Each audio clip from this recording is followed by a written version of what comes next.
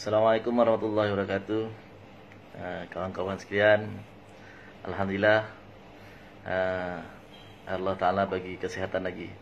Jadi kawan-kawan semua, saya pesan tolonglah semua kawan-kawan berada di rumah masing-masing. Jangan keluar rumah kalau tidak penting. Kita bukan takut mati, kita bukan takut penyakit ni datang kat kita. Kita takut kita penyebab orang lain dapat penyakit. Tuan-tuan bersabar. Dalam masa 14 hari ni, ahli keluarga kita semua duduk dalam rumah. Sekiranya dalam keluarga kita ni ada yang positif, memudahkan pihak KKM untuk kuarantinkan keluarga kita saja.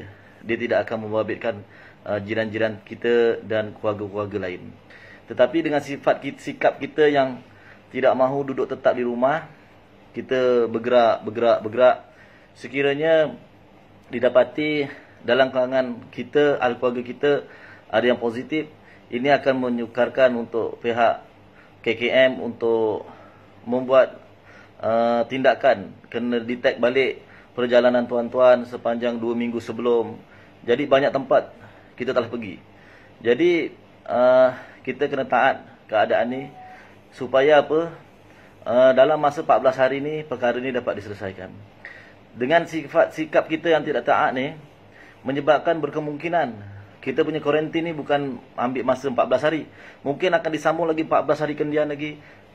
Sekiranya perkara ini tidak selesai, mungkin akan ditambah lagi 14 hari lagi. Jadi benda ni mungkin akan berlarutan menjadi 2-3 bulan. Jadi kita bersabar. Kita duduk di rumah kita, kurangkan aktiviti luar. Kalau boleh jangan.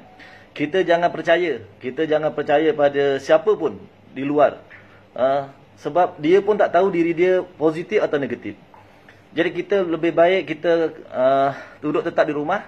Dan kita jangan nak buat hubungan silaturahim, pergi jumpa orang, jumpa kawan kita ke. Masa ni tak sesuai. Sebab kita tak tahu kita pembawa. Dan kita pun tak tahu yang kita jumpa tu dia adalah pembawa. Jadi buat masa ni untuk seminggu ni kita taat je lah. Kita duduk di rumah kita, buat amalan di rumah. Buat amalan di rumah bersama isteri, anak-anak kita.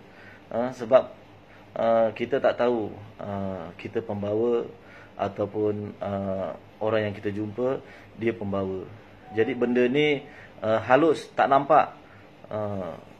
Kalau kita pergi berperang ataupun darurat peperangan, kita nampak musuh bawa senjata, bom sana, bom sini. Jadi kita takut untuk keluar rumah.